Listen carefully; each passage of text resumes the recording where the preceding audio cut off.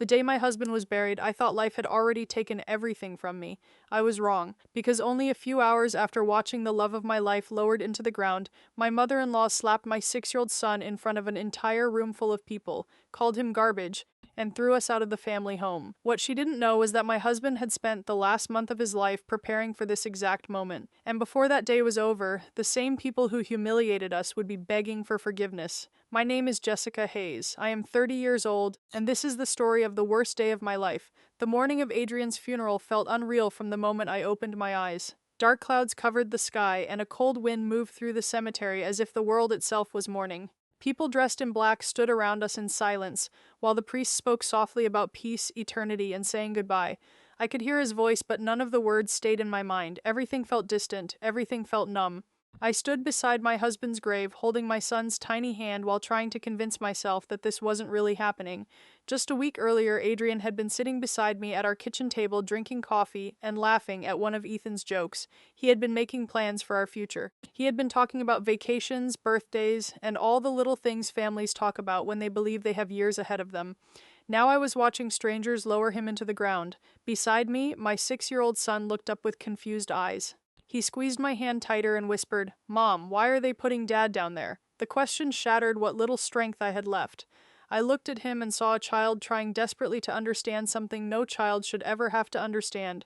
Kneeling beside him, I wrapped my arms around his small body and kissed the top of his head. "Dad is resting now, sweetheart," I whispered. Even as I said the words, they felt empty. Ethan stared at the grave for a few seconds before looking back at me. Tears filled his eyes.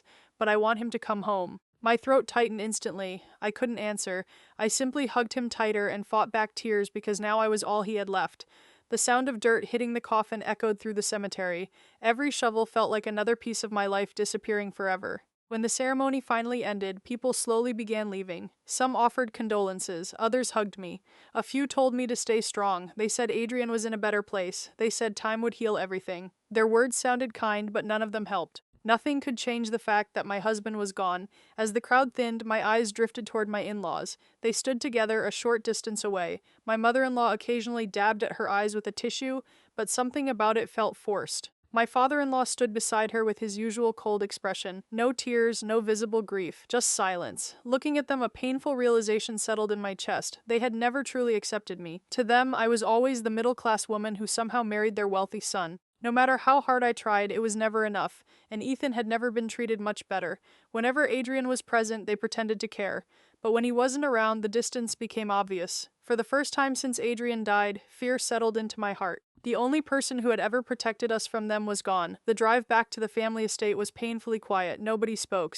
The silence inside the car felt heavier than grief itself. Ethan sat beside me, holding my hand the entire journey. Every few minutes he glanced out the window as though expecting his father to appear somewhere along the road. When the large gates finally opened, my stomach tightened. The mansion had always felt intimidating, huge, expensive, cold. Today it felt colder than ever. Cars filled the driveway, and relatives were already gathering inside. The moment we entered the house, conversations began to die. Heads turned. Whispers spread through the room. I could feel eyes following me everywhere I went. I lowered my gaze and focused only on Ethan. I just needed to survive this day. Then Ethan suddenly stopped walking. His attention locked onto something across the room. Following his gaze, I saw a large framed photograph of Adrian sitting on a decorated table surrounded by flowers and candles. Without saying a word, Ethan slowly walked toward it. He stood there staring at his father's smiling face for several seconds. Then he carefully reached out and picked up the frame. "Dad," he whispered softly. The sight nearly broke me. For a brief moment, I saw nothing but a little boy desperately missing his father, then everything changed. The frame slipped from his hands, time seemed to slow down, the photograph crashed onto the floor, glass exploded across the room, the sound echoed through the entire house, instant silence followed, Ethan froze, his eyes widened with fear, tears immediately filled them. "I'm sorry," he whispered, and then a sharp crack cut through the room, the sound was louder than the glass breaking. Ethan's head snapped sideways. For a moment my brain refused to understand what I had just seen. Then I looked up and there she was. My mother-in-law, standing over my 6-year-old son. Her hands still raised. Part 2. The drive back from the cemetery felt endless. No one spoke. The silence inside the car was heavier than the dark clouds hanging above us. Ethan sat beside me, clutching my hand tightly as if he was afraid I might disappear too. I stared out the window, trying to accept that my husband was gone. Just a week earlier, Daniel had been laughing with us at dinner, making plans for our future. Now all that remained were memories and a pain so deep I could barely breathe. When we arrived at the family mansion, relatives and guests were already gathering inside. The large living room was filled with people whispering among themselves. As soon as we entered, the conversation stopped. Every eye turned toward us. I could feel their judgment before a single word was spoken. My in-laws walked ahead of me without looking back. Their expressions were cold and distant, as though they had already moved on from losing their own son. Ethan slowly wandered toward a table, covered with flowers where Daniel's framed photograph had been placed. He stared at it for several seconds before carefully picking it up with both hands. Tears filled his eyes as he whispered, "Dad, I miss you." My heart shattered at the sight. Then suddenly his small fingers slipped. The frame fell from his hands and crashed onto the marble floor. The glass shattered into dozens of pieces. The sound echoed through the room. Ethan froze. His face turned pale as tears immediately filled his eyes. "I'm sorry," he whispered. Before I could reach him, a sharp sound cut through the silence. My mother-in-law had slapped him across the face. For a moment, the entire room stood frozen. Ethan's small body trembled as he held his cheek and began crying. I rushed forward and pulled him into my arms. My heart was pounding so hard it felt like it would burst. Looking at the red mark on my son's face filled me with a rage I had never felt before. "Why would you do that?" I asked, struggling to keep my voice steady. "He's just a child." My mother-in-law didn't look ashamed. She didn't apologize. Instead, she stared at Ethan with pure disgust. "Because he's garbage," she said coldly. The words hit me harder than the slap itself. I could hardly believe what I had heard. "He's your grandson," I said through tears. Before she could answer, my sister-in-law stepped forward. "Mother is right," she said. "Ever since you came into this family, you've brought nothing but bad luck." Daniel married beneath his stat and paid the price for it. The room filled with whispers. Some relatives nodded in agreement. Others simply watched with amusement. My father-in-law then joined them, his face filled with contempt. "We made a mistake accepting you into this family," he said. "You were never one of us. A middle-class woman like you could never belong here." Every word felt like another knife being pushed into my chest. I stood there holding my crying son while they humiliated us in front of dozens of people. No one defended us. No one spoke on our behalf. They simply watched when Ethan buried his face against my shoulder and whispered, "Mom, I'm sorry, something inside me changed." The pain was still there, but it was slowly turning into something colder and stronger. I wiped away my tears and looked directly at every person in that room. "Are you finished?" I asked quietly. The sudden calmness in my voice caught them off guard. My mother-in-law narrowed her eyes. "Pack your belongings and leave this house," she ordered. "Neither of you belongs here." My father-in-law nodded. "There is no place in this family for beggars." I looked around the room one final time. Then I glanced down at Ethan and squeezed his hand. Taking a deep breath, I simply replied, Fine. The confidence in my voice confused them. They had expected me to cry, beg, or argue. Instead, I reached into my pocket and pulled out my phone. The room grew silent again as I dialed a number. When the call connected, I spoke only 5 words. "I need you here now." I ended the call and slipped the phone back into my pocket. My mother-in-law crossed her arms. "Who did you call?" she demanded. I didn't answer. For the next hour, they mocked me. Some relatives laughed and joked that I was calling friends to help me carry my luggage. Others claimed I was creating drama because I couldn't accept reality. Through it all, I remained silent. Then, exactly 1 hour later, the front door opened. 2 men in expensive suits entered the house carrying legal documents. They walked confidently into the center of the room and introduced themselves as attorneys representing Daniel's estate. The atmosphere changed instantly. For the first time that day, my in-laws looked nervous. Part 3. The moment the 2 attorneys entered the mansion, the atmosphere inside the room changed completely. The laughter faded, the whispers stopped, and everyone turned their attention toward the strangers standing near the entrance.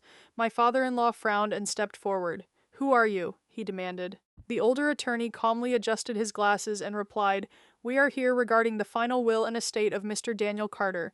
Hearing my husband's name instantly captured everyone's attention. My mother-in-law straightened her posture, suddenly looking interested. "We've already discussed Daniel's assets," she said confidently. "Everything belongs to the family." The attorney looked at her for a moment before opening a thick folder in his hands. "I would advise everyone to listen carefully before making assumptions," he replied. Something about his tone made the room uneasy. For the first time all day, I saw uncertainty appear on my in-laws' faces. The attorney began reading the document aloud. Every word echoed through the silent room. "According to the legally registered will signed and witnessed 1 month before Daniel's death, all personal assets, company shares, investment accounts, properties, and financial holdings would be transferred to a single beneficiary." My father-in-law smiled confidently, clearly expecting to hear his own name. My mother-in-law folded her arms and waited proudly. Even my sister-in-law looked pleased. Then the attorney read the next sentence. The sole beneficiary of the entire estate is Ethan Carter. For a second, nobody reacted. The room became completely silent. It was as if everyone's mind had stopped processing information at the same moment. Then my father-in-law suddenly stepped forward. "What did you just say?" he shouted. The attorney calmly repeated the statement. "All assets have been transferred to Ethan Carter, the legal son of the deceased." My mother-in-law's face turned pale. My sister-in-law looked shocked. Several relatives exchanged confused glances. "That's impossible," my father-in-law snapped. "There must be some mistake." The attorney shook his head. "There is no mistake. The documents were legally reviewed and approved weeks before Mr. Carter's passing." My mother-in-law grabbed the edge of a chair to steady herself. "Why would Daniel do that?" she whispered. The attorney turned another page. "There is an additional clause. Until Ethan reaches adulthood, all assets will be managed by his legal guardian, Jessica Carter." Every eye in the room immediately turned toward me. The same people who had mocked me only an hour earlier were now staring at me in complete disbelief. I remained silent while their expressions slowly changed from confidence to panic. My father-in-law looked directly at me. "You knew about this?" he asked. I nodded slowly. "Yes." The room exploded with murmurs. My mother-in-law's voice shook with anger. "Why didn't you tell us?" I looked at her calmly and answered, "Because Daniel asked me not to." The room became silent again. Then I took a deep breath and continued. "My husband knew exactly who you were. He knew about the money disappearing from his business accounts. He knew about the transfers being made without permission. He knew some family members cared more about his wealth than they cared about him." The color drained from several faces. Nobody interrupted me. Nobody denied it. Their silence was all the confirmation anyone needed. Tears filled my eyes as I remembered my husband. "Daniel wasn't blind," I continued softly. "He knew that if anything happened to him, the first people who would try to take everything were the people standing in this room." My voice cracked for a moment, but I forced myself to continue. "That's why he protected his son. That's why he made sure Ethan would never depend on anyone here." My mother-in-law slowly sank into a chair. My sister-in-law couldn't even look at me anymore. The confidence they had shown earlier was completely gone. In its place was fear. Then I looked directly at my mother-in-law. "The child you called garbage." I paused. "The child you slapped in front of everyone." The room became completely silent. "He's now the legal owner of everything you were trying to throw us out of." The words hit harder than any insult ever could. Nobody laughed, nobody whispered, nobody moved. For the first time all day, my in-laws had nothing to say. They simply stood there staring at me, while the reality of the situation settled over them like a storm. Part 4. For several long seconds, nobody spoke. The same people who had laughed at me earlier now stood frozen in complete disbelief. My father-in-law's face had lost all color, while my mother-in-law looked as if the ground beneath her feet had disappeared. The attorney quietly closed the file and waited. There was nothing more he needed to say. The truth had already done its damage. Every relative in that room had witnessed what happened. They had watched a grieving widow and her 6-year-old son being humiliated, insulted, and thrown out of their own home. Now they were realizing that the little boy they had mocked was actually the legal owner of everything around them. My father-in-law was the first to recover. He forced a weak smile and stepped toward me. "Jessica," he said carefully, "there seems to have been a misunderstanding." I almost laughed at how quickly his tone had changed. Just an hour earlier, he had called me a beggar. Now he was speaking as though we were close family. "A misunderstanding?" I repeated calmly. He nodded quickly. "Of course. Everyone is emotional today. We've all suffered a terrible loss." His voice sounded desperate. He was no longer speaking as the powerful head of the family. He was speaking as a man who had just realized he no longer had control. My mother-in-law suddenly approached Ethan and attempted to place a hand on his shoulder. "Sweetheart," she said softly, forcing affection into her voice. Grandma didn't mean what she said earlier. Ethan immediately moved closer to me and hid behind my arm. The pain on his face was impossible to miss. He was too young to understand legal documents and inheritance, but he understood cruelty. He remembered the slap. He remembered being called garbage. Some wounds could not be erased with fake kindness. The room remained silent as I looked directly into my mother-in-law's eyes. "Interesting," I said quietly. "An hour ago, he was garbage. Now he's sweetheart." Her face tightened with embarrassment. Several relatives looked away, unwilling to meet my gaze. They knew exactly what I meant. Everyone in that room had heard her words. No one could pretend otherwise. My sister-in-law suddenly stepped forward. Tears had appeared in her eyes, but they looked more like fear than regret. "Jessica, please," she said. "We were angry. We didn't mean any of it." I stared at her for several seconds before answering. "You meant every word." My voice was calm, but it carried enough weight to silence her immediately. She lowered her eyes because she knew I was right. None of them were sorry for what they had done. They were only sorry because they had lost. The attorneys then informed everyone that the transfer process would begin immediately and that all financial authority would remain under my supervision until Ethan became an adult. That announcement hit my in-laws harder than anything else. The reality finally settled in. They weren't just losing access to money, they were losing power. For years they had controlled everything. They had treated people as if they were disposable. Now they were the ones standing powerless. My father-in-law's desperation became obvious. "Surely we can discuss this privately," he said. "We're family." The word family almost made me angry. Family was supposed to protect each other. Family was supposed to stand together during tragedy. Yet only hours after burying their own son, they had thrown his widow and child out of the house. They had shown everyone exactly what family meant to them. I looked down at Ethan and gently squeezed his hand. Then I raised my eyes and faced the entire room. "Family doesn't humiliate a child at his father's funeral," I said. "Family doesn't call a 6-year-old boy garbage. Family doesn't wait for someone to die before showing their true face." Nobody answered because nobody could. Every word was truth. The silence that followed felt heavier than anything I had experienced that day. My mother-in-law began crying, but her tears no longer affected me. My father-in-law looked defeated. My sister-in-law stared at the floor. For the first time since I had entered that house years ago, I wasn't afraid of any of them. The power they had used to control everyone was gone, and deep inside, I knew something important. Daniel had been right. He had seen the truth long before I did. He knew exactly who they were, and he had made sure his son would never be at their mercy. Standing there with Ethan beside me, I finally felt something I hadn't felt since my husband's death: hope. The future would not be easy. There would still be grief, challenges, and painful memories. But one thing was certain: no one in that room would ever have the power to hurt my son again. Final Part. The following weeks changed everything. The attorneys completed the transfer process exactly as Daniel had planned. Every property, every account, every share of the business was legally secured under Ethan's name, with me acting as his guardian. My in-laws fought desperately to challenge the will, but every attempt failed. Daniel had been careful. He had left behind documents, records, and instructions that made his intentions perfectly clear. There were no loopholes and no way around them. For the first time in years, money and influence couldn't save them. As the legal reviews continued, more secrets began to surface. Financial records revealed transactions that Daniel had quietly been investigating before his death. Funds had been moved without authorization, company resources had been used for personal expenses, and several business decisions had benefited family members at the company's expense. The truth spread quickly among relatives, business partners, and longtime friends. The same people who once admired my father-in-law began distancing themselves from him. Invitations stopped coming. Phone calls stopped being returned.